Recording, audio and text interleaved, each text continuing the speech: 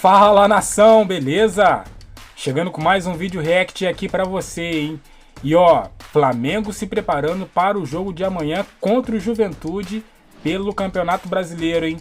Chegando aqui com notícias da ESPN, créditos para o canal ESPN. Antes disso, dê seu like, se inscreva no canal e comente aqui o que você está achando desse vídeo, dos comentários dos jornalistas, hein?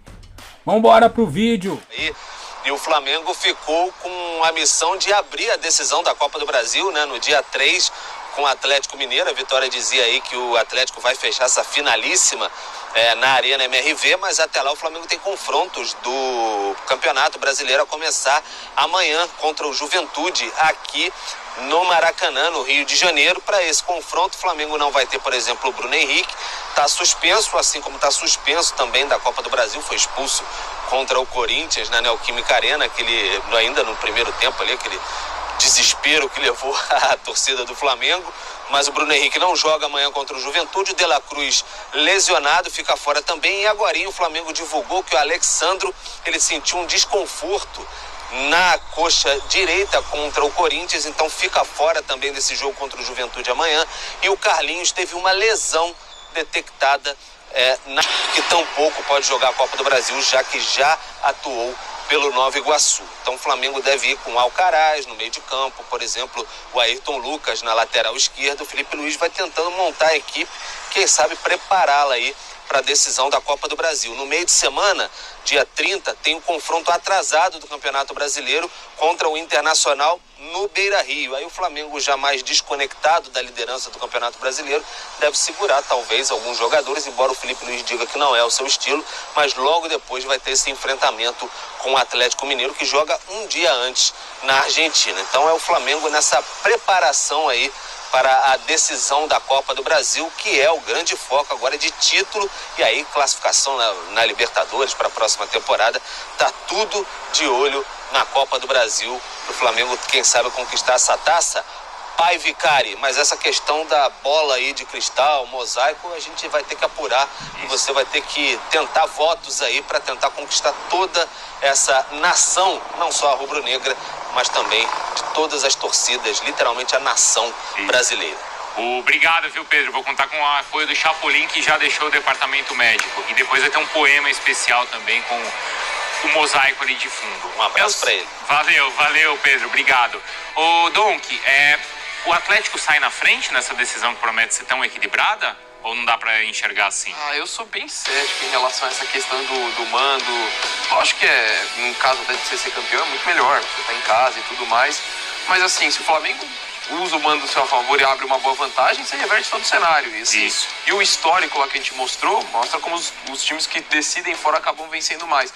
Eu, sinceramente, eu não entro muito nesse detalhe de é melhor, torna o time mais favorito ou não. Até porque de duas equipes qualificadas, para mim, antes do sorteio, agora com o sorteio, é um duelo tão equilibrado quanto. Para mim, não muda a visão que eu tenho do confronto. O tanto que o torcedor rubro-negro, ele é, por natureza, otimista, eufórico, o atleticano, ele é desconfiado, né? E sabe que esses dias lá em Minas, conversando com muitos, eles estavam ansiosos para o sorteio, e muitos falavam assim, olha, talvez não seja bom decidir em Minas, porque se o Atlético perder, o primeiro troféu levantado no estádio vai ser pelo Flamengo. Então até essa desconfiança eles tinham, mas não dá pra pensar assim, né, Não tem pra onde correr, né? Não tem como pensar assim, não. E é muito pessoal isso, né? De você prefere fazer o primeiro fora ou o primeiro em casa. Aí é muito particular. Eu, se puder decidir sempre em casa, eu prefiro. Eu prefiro fazer o segundo em casa. Agora, tô com o Dom, que o primeiro jogo fala muito sobre o segundo. A gente tá imaginando aqui uma final equilibrada. O Atlético não fez o primeiro jogo com o River em casa? Olha aí, né? Contra o Fluminense, perdeu no Maracanã, classificou na Arena MRV na Libertadores. Contra o São Paulo foi o contrário, ganhou no Morumbi e empatou em casa. Então, assim, não tem uma fórmula para isso. O que a gente tem visto é que o Atlético, no mata-mata, ele tem se adaptado muito ao que o jogo vai exigir. Isso. Pensando no segundo, isso. Quando decide em casa, pensa no primeiro, talvez às vezes fazer um jogo até um pouquinho mais precavido para definir a vaga em casa. Agora contra o River foi o contrário.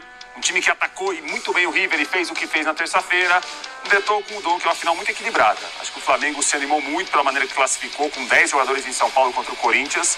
E o Atlético chega com muitos talentos e certamente um Atlético, se for para a final da Libertadores, animadíssimo, empolgadíssimo para tentar dar a volta olímpica contra o Flamengo na Arena MRV. O Flamengo tem feito os confrontos assim, né? Contra o Peñarol, ele aprendeu a lição, né? De como não foi bem na primeira partida, e até contra o Corinthians, apesar da classificação, eu acho que ele entendeu que ele poderia ter conquistado um resultado melhor no primeiro jogo, né, Dom? Sem dúvida, pelo futebol apresentado, mas já teve uma queda em relação àquela início bem positivo em relação ao Felipe Luiz. E eu estou muito curioso, Bruno, para ver a abordagem do Milito, porque a gente falou de um técnico bem estrategista, que quando precisou abdicar um pouco do seu estilo para fazer um time mais defensivo, foi assim contra o São Paulo, o fez. Não estou falando que vai jogar de forma retrancada contra o Flamengo, mas acho que levanta essa possibilidade, assim, essa dúvida e objeto de discussão pra gente, de como deve jogar e como ele de fato vai jogar. E é curioso porque eles vão se enfrentar em 2 finais de semana, dia 3 e dia 10, e logo no meio de semana seguinte tem um confronto entre os dois pelo Campeonato Brasileiro, no Maracanã.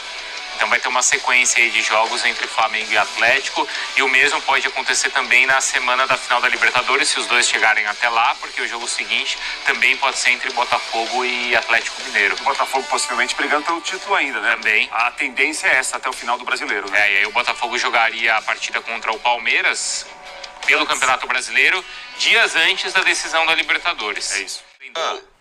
Flamengo eliminado pelo Peñarol no patamar do São Paulo eliminado pelo Botafogo. Como você passou a bola para o Arnaldo, não tem a menor comparação. São Paulo perdeu por um time que teve, como disse o Danilo, mais investimento, jogadores melhores. São Paulo teve tudo para ganhar. O Lucas perdeu o pênalti, o Caleri perdeu o gol debaixo da trave, e nos pênaltis o Botafogo levou a classificação. O São Paulo fez muita coisa. O São Paulo caiu dignamente. Até por isso foi muito dolorosa a eliminação para o torcedor de São Paulo, na minha visão. Porque o São Paulo estava muito perto de eliminar um time mais forte. O Flamengo, ao contrário. O Flamengo jogou com uma equipe inferior, é um clube tradicional, 5 vezes campeão, tem camisa que entorta varal, tem tudo isso. Mas um time muito inferior. O Flamengo tomou um gol com 13 minutos, ficou 167 e não conseguiu fazer um mísero gol. Todos machucados, Pedro, Cebolinha, Luiz, tudo bem.